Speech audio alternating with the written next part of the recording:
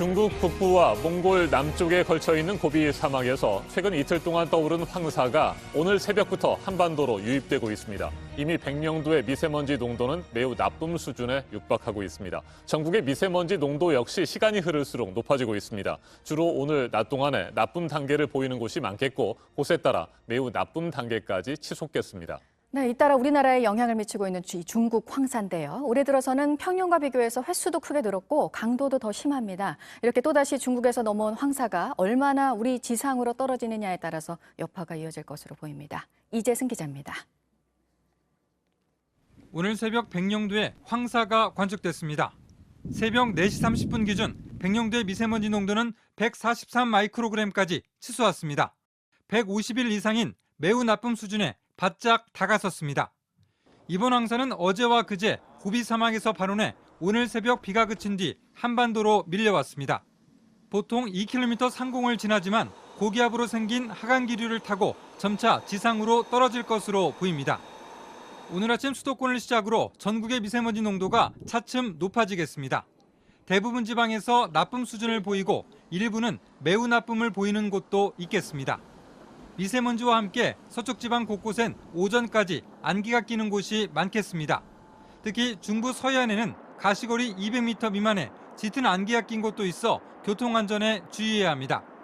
서해대교와 영종대교, 인천대교 등 서해안에 인접한 도로나 교량에서는 가시거리가 갑자기 짧아질 수 있어 속도를 줄이고 차간 거리를 충분히 유지해야 합니다. 황사로 인한 미세먼지는 내일 오전까지 기승을 부리다 점차 해소되겠습니다. 하지만 오늘 미세먼지가 매우 심하면 모레 금요일까지도 한반도에 남아있을 수 있습니다.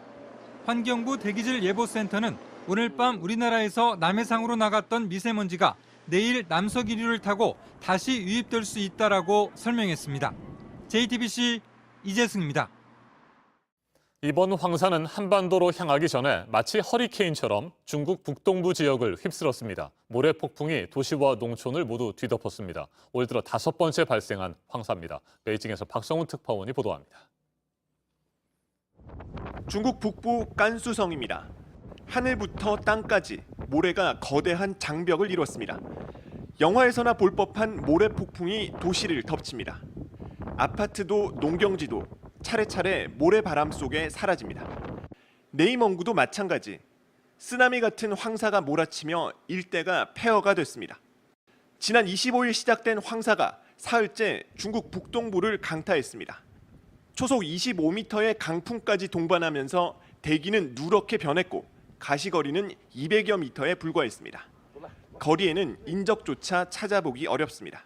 长沙省天气前后应该是10分钟左右的时间就已经天黑了，瞬时间就天黑了，沙尘整个掩盖了所有的镇子里，然后现在人们是无法外出的。 중국에서 황사가 발생한 건 올 들어 벌써 5번째입니다. 2013년 이래 가장 많은 횟수라고 중국 기상당국은 밝혔습니다. 평년 대비 2회 이상 늘었고 강도도 더 심해졌습니다. 베이징에서 JTBC 박성훈입니다. 천주교 서울 대교구장을 지낸 우리나라의 두 번째 추기경 정진석 추기경이 어젯밤 90세의 나이로 세상을 떠났습니다. 모든 사람에게 자신이 가진 모든 것을 주겠다는 마음으로 평생 봉사하는 사제의 삶을 살다가 영면에 들었습니다. 마지막 떠나는 순간까지 각막을 기증했습니다. 오늘 0시쯤 명동성당에서 첫 번째 추모 미사가 엄수됐고 장례 절차는 천주교 의례에 따라 5일장으로 진행됩니다. 강보들 기자가 보도합니다. 90년 전 유아 세례를 받았던 서울 명동성당에 정진석 추기경이 누웠습니다. 그 목도가 옴니부스 옴니하잖아요. 모든 이에게 내 모든 걸 주겠다.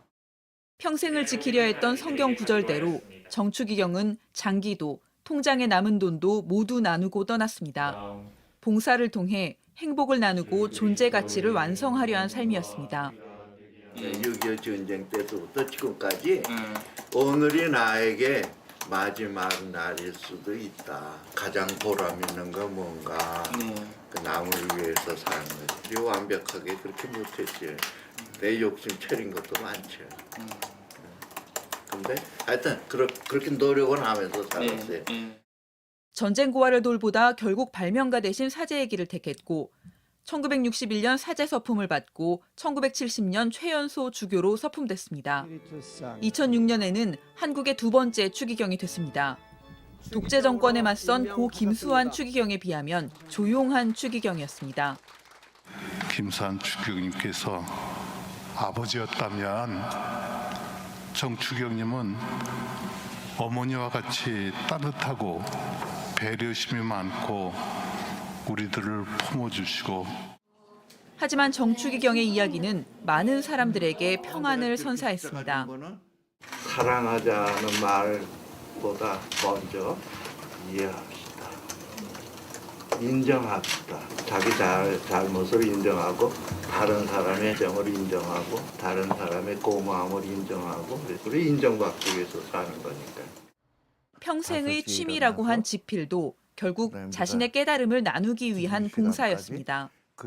하느님, 제 글을 통해서 이렇게 하느님 같이 참여하도록 이끌어 주세요. 이런 지향을 가지고 계속 쓰는 거죠. 정추기경은 50권이 넘는 저서와 역서를 남겼습니다. 모든 국민이 행복했으면 좋겠어요. 마음도 편하고 물질적으로 실업자 없고 가정도 편안하고. 정추기경이 어젯밤 세상을 떠나기 전 마지막으로 남긴 말도 행복하라, 그게 하느님의 뜻이다였습니다. JTBC 강버들입니다. 이스타항공의 창업주인 무소속 이상직 국회의원이 오늘 새벽 결국 구속됐습니다. 전주지검이 배임과 횡령, 정당법 위반 등 4가지 혐의로 구속영장을 청구한 지 18일 만입니다.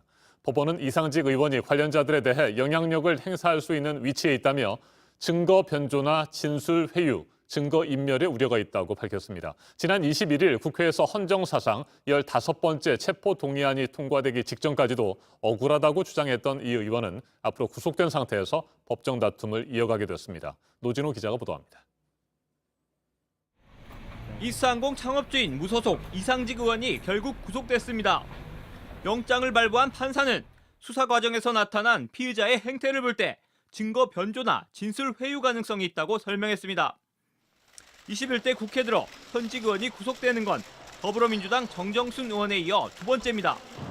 이 의원은 횡령 배임을 포함해 모두 4가지 혐의를 받고 있습니다. 결과 어떻게 예상하세요? 법정에서 성실히 재판에 임하겠습니다. 여기까지 하겠습니다. 그동안 억울한 검사하셨는데 지난해 6월 JTBC는 이상직 의원이 페이퍼 컴퍼니를 통해 편법으로 이스타항공을 증여했다는 의혹을 제기했습니다. 영업 실적이 없던 이스타홀딩스가 설립 2개월 만에 자금 100억 원을 차입해 이스타항공 주식 542만 주를 매입하는 과정에도 의문이 제기됐습니다. 그해 7월과 9월 이스타항공 조종사 노조와 국민의힘이 각각 이상직 의원을 검찰에 고발하면서 수사가 본격적으로 시작됐고 이 의원은 더불어민주당을 탈당했습니다. 더 이상 선당 후사 자세로 당에 폐를 끼치지 않겠습니다. 잠시 당을 떠나 있겠습니다. 그 사이 이스타항공은 경영난을 이유로 직원 605명을 정리해고했습니다. 검찰은 지난 9일 이스타항공 주식을 계열사의 저가에 넘겨 회사에 400억 원대 손해를 끼친 혐의 등으로 이 의원에 대한 구속영장을 청구했고 이 의원은 체포동의안이 통과되기 직전까지도 항변했습니다.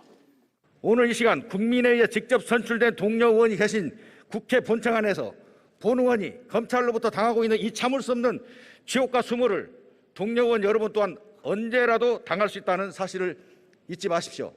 헌정사상 15번째 체포동의안 통과라는 불명예를 안게 된 이상직 의원은 결국 구속된 상태에서 법정 다툼을 이어가게 됐습니다. JTBC 노진호입니다. 미국 보건당국은 백신을 다 맞았다면 사람이 많지 않은 바깥에서는 마스크를 쓰지 않아도 된다고 밝혔습니다. 코로나19 관리에 어느 정도 자신감이 생기자 일상 복귀를 조금씩 준비하는 것으로 보입니다. 백신 접종 속도가 주춤한 일부 지역에서는 백신을 맞으면 $100를 주겠다는 유인책까지 내걸고 접종을 독려하고 있습니다. 워싱턴에서 임종주 특파원이 소식 전해왔습니다.